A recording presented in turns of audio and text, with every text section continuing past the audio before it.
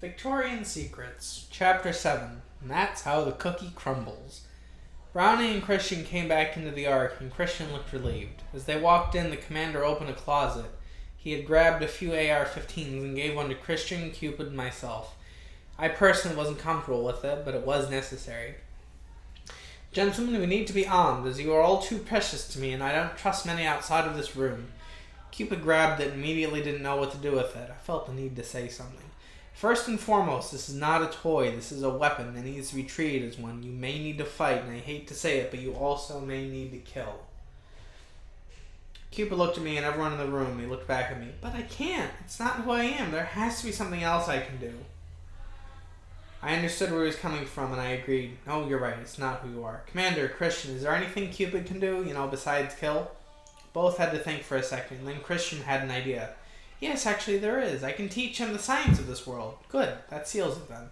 Good. It's a deal. I'll get on getting this device up and running and communicating. The commander and Christian walked with Cupid back over the cottage, and I got working on the device. It was a silver device with what looked to be a USB port and a blue button at the top. And I clicked the button and the device flashed a bright orange light at one end. Then on the other side of the device it said, "Connection waiting to be established." So I plugged the device into the Intel computer, and I pulled a piece of scrap paper out of my pocket that had the coordinates of Comrade Charlton's world. As I typed the coordinates into the computer, the device started to flash from orange to green and back to orange again. Then on the computer screen, a window opened up and it said, "Establish connection, yes/no." I clicked yes, and then the whole Ark started to make a humming noise, but it wasn't the same noise as the suppressed electricity. Then the satellite connection was established when a chat window opened up.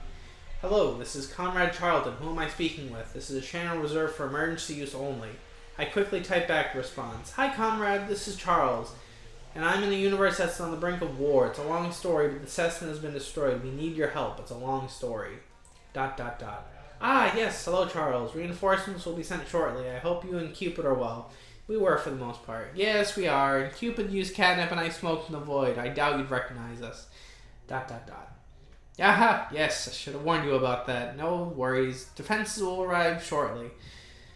I'm just glad you were safe. See you soon." And with that, the chat box ended and I sat back in my chair, knowing it would be good to get reinforcements and see Charlton again.